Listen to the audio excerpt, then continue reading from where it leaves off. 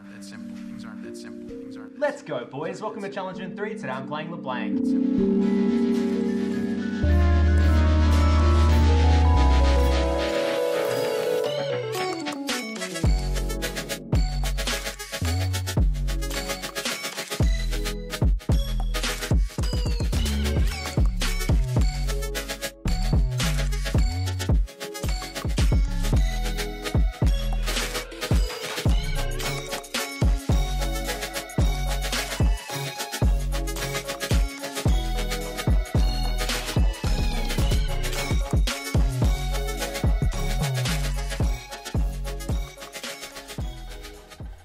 LB is currently busted. There's not much more to say about this champion except for that's fucking broken and pretty complex to play, so let's jump straight into it.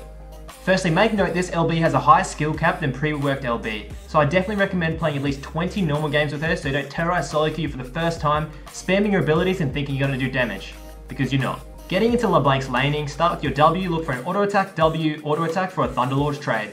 At level 2 you can start looking for the solo kills in your lane, especially if you're running Ignite.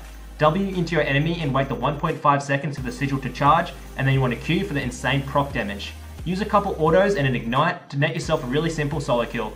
For long range poke in the lane, you can Q the minion wave to proc the sigil on your opponent if you hit the minion line and your enemy with your W. At level 3 you can grab your E and you can W forward to easily land your chain and start autoing with the Q you weaved in between. These early levels are very strong and you should always be looking to grab a solo kill. Now getting into the specifics of LeBlanc, here are the best rune pages for versing AP and AD. Mastery page is very simple, so just copy this down and you won't have any problems. This is the ability order. Sometimes you can start with Q against champions like Zed or Cassiopeia, where if you start with W and try and trade, you might lose the trade. Some of the spells are all on preference, but I think in general teleport is the better choice, especially if you have a hard matchup like Ryze or Lissandra. However, for easy lanes like Twisted Fate, or if you have a super aggro playstyle, Ignite will enable easy pre-level 6 kills. Build path is pretty confusing right now. A majority of LeBlancs are going to standard Morello into Abyssal or Ludens. However, the Lichbane build can be great fun and super effective when looking to snowball or poke enemy carriers with a simple combo and then auto attack.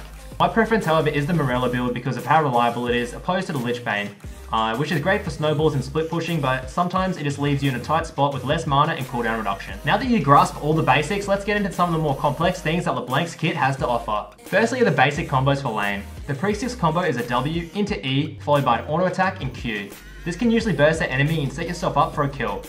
There are too many post-6 combos for me to cover, so I'm just going to go over the bread and butter to get you started. The first is a simple assassination combo with a W, E, Q, and then an RQ to finish them off. The basic wave clear combo is the W into the minion line, and then you want to wait 1.5 seconds for the sigil to charge, and then you want to Q to clear the wave. Next up is a more mobile combo. You want to start with your RW, then normal W, then an E, and finish with Q. A lot of people don't know this, but the RW actually does less damage than the actual standard W early on, so you want to use your ultimate to gap close unless you need the clone to confuse enemies like Syndra where she isn't sure who to ult. This CC combo is what I like to use in teamfights or if I need to stall for a couple more seconds for my jungler to come. You want to start with your W, E, Q, and then when your first E is almost up, you want to RE for another 1.5 seconds stun.